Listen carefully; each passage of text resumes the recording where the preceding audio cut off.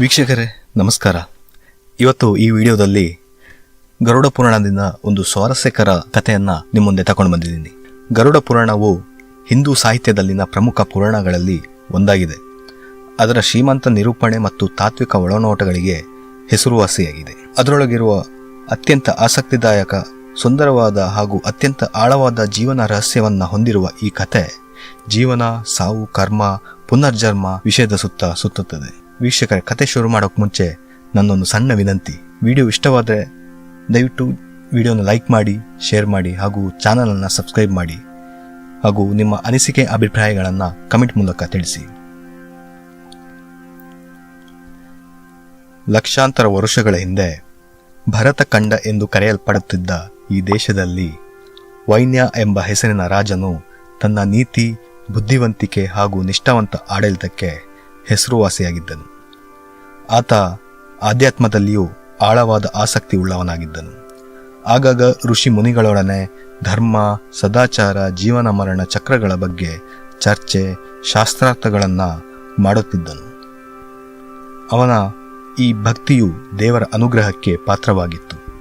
ರಾಜ ವೈನ್ಯನಿಗೆ ಜೀವಂತವಿರುವಾಗಲೇ ಮರಣಾನಂತರದ ಜೀವನವನ್ನು ನೋಡುವ ವರದಾನವನ್ನು ಪಡೆದುಕೊಂಡಿದ್ದನು. ಒಂದು ದಿನ ರಾಜ ವೈನ್ಯ ದಟ್ಟ ಅರಣ್ಯದಲ್ಲಿ ಧ್ಯಾನಕ್ಕೆ ಕುಳಿತಿದ್ದನು. ಆಗ ಇದ್ದಕ್ಕಿದ್ದಂತೆ ಅವನ ಆತ್ಮವು ದೇಹವನ್ನು ತ್ಯಜಿಸಿ ಯಮರಾಜನ ಸಾಮ್ರಾಜ್ಯವಾದ ಯಮಲೋಕದತ್ತ ಹೊರಟಿತು.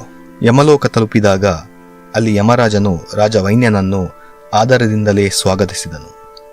ಅಲ್ಲಿ ಸತ್ತವರ ಆತ್ಮಗಳು ತಮ್ಮ ಐಹಿಕ ಕಾರ್ಯಗಳಿಗಾಗಿ ತೀರ್ಪಿಗೆ ಒಳಗಾಗುವುದನ್ನು ರಾಜವೈನ್ಯ ವೀಕ್ಷಿಸಿದನು. ಪ್ರತಿ ಆತ್ಮದ ಕಾರ್ಯಗಳು ಮತ್ತು ಉದ್ದೇಶಗಳನ್ನು ಯಮ ಸೂಕ್ಷ್ಮವಾಗಿ ಮೌಲ್ಯಮಾಪನ ಮಾಡುತ್ತಿದ್ದನು. ಅಷ್ಟರಲ್ಲಿ ಯಮನ ಪರಿಚಾರಕರು ಒಂದು ಆತ್ಮವನ್ನು ಎಳೆದುಕೊಂಡು ಹೋಗುತ್ತಿದ್ದನನ್ನು ರಾಜ ಗಮನಿಸುತ್ತಾನೆ. ಆ ಆತ್ಮವು ಭೂಲೋಕದಲ್ಲಿ ಹಲವಾರು ದುಷ್ಕೃತ್ಯ, ದರೋಡೆ, ಕೊಲೆಗಳನ್ನು ಮಾಡಿದ ಒಬ್ಬ ಅಪರಾಧಿಯಾಗಿದ್ದನು. ಆದಾಗ್ಯೂ ಈ ಅಪರಾಧಿ ತನ್ನ ಜೀವನದಲ್ಲಿ ಒಂದು ಒಳ್ಳೆಯ ಕಾರ್ಯವನ್ನ ಮಾಡಿದ್ದನು. ಆತ ಒಂದು ಮಗುವನ್ನು ನದಿಯಲ್ಲಿ ಕೊಚ್ಚಿಕೊಂಡು ಹೋಗುವುದರಿಂದ ರಕ್ಷಿಸಿದ್ದನು. ಈ ಒಳ್ಳೆಯ ಕಾರ್ಯವು ಆತನ ಶಿಕ್ಷೆಯನ್ನು ಗಮನಾರ್ಹವಾಗಿ ಕಡಿಮೆ ಮಾಡಲು ಅರ್ಹನಾಗಿದ್ದಾನೆಂದು ಯಮರಾಜ ವೈನ್ಯನ ಬಳಿ ಹೇಳಿದನು. ರಾಜ ವೈನ್ಯ ತನ್ನ ಆಡಳಿತದಲ್ಲಿ ಅಪರಾಧಿಗಳಿಗೆ ಕಠಿಣ ಶಿಕ್ಷೆ ಕೊಡುತ್ತಿದ್ದರಿಂದ ಯಮಲೋಕದ ಈ ವ್ಯವಸ್ಥೆ ಕಂಡು ಆಶ್ಚರ್ಯಕ್ಕೊಳಗಾಗಿರುವೆ ಎಂದು ಗಂಭೀರವಾಗಿಯೇ ಯಮನ ಬಳಿ ಹೇಳಿದನು. ಅದಕ್ಕೆ ಯಮ, ಈ ಆತ್ಮವು ಪಾಪದ ಫಲವನ್ನು ಅನುಭವಿಸಲು ಎಷ್ಟು ಅರ್ಹನೋ ಪುಣ್ಯದ ಫಲವನ್ನು ಪಡೆಯಲು ಅಷ್ಟೇ ಅರ್ಹನಾಗಿರುತ್ತಾನೆ.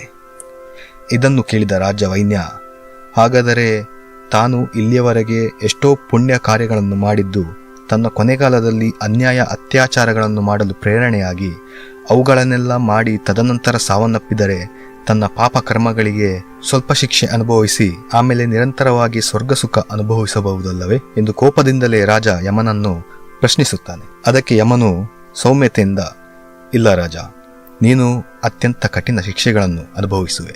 ಇದನ್ನು ಕೇಳಿ ರಾಜ ವೈನ್ಯನಿಗೆ ಆಶ್ಚರ್ಯವಾಗುತ್ತದೆ. ಯಮ ಮುಂದುವರಿಸುತ್ತಾನೆ, ಏಕೆಂದರೆ ಈ ಅಪರಾಧಿಗೂ ನಿನಗೂ ತುಂಬಾ ವ್ಯತ್ಯಾಸವಿದೆ ರಾಜ.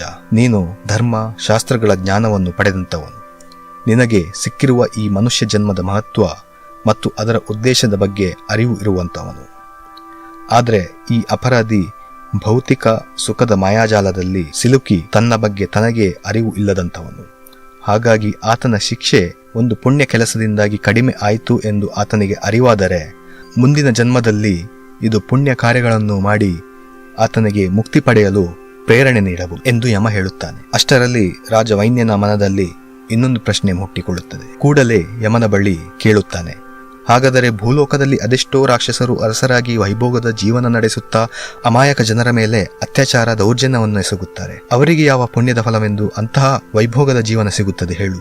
ಅದಕ್ಕೆ ಯಮ, ಯಾರು ತಮ್ಮ ಬುದ್ಧಿಯನ್ನು ಇಂತಹ ಕಾರ್ಯಗಳಿಗೆ ಉಪಯೋಗಿಸುತ್ತಾರೋ ಅವರಂಥ ಶತಮೂರ್ಖರು ಬೇರ್ಯಾರೂ ಇರಲಾರರು.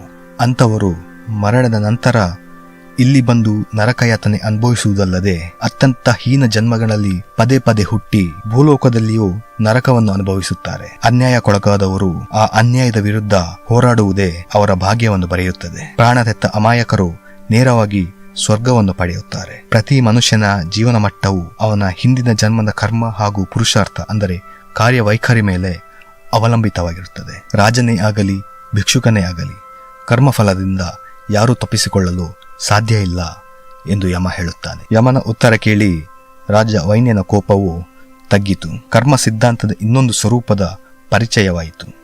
ನಂತರ ಆತ ತನ್ನ ಆಡಳಿತದಲ್ಲಿ ಅಪರಾಧಿಗಳಿಗೆ ಕಠಿಣ ಶಿಕ್ಷೆ ಕೊಡುವ ಮೊದಲು ತಮ್ಮ ತಪ್ಪಿನ ಅರಿವಾಗಲು ಇನ್ನೊಂದು ಅವಕಾಶ ನೀಡಲು ಶುರು ಮಾಡಿದನು.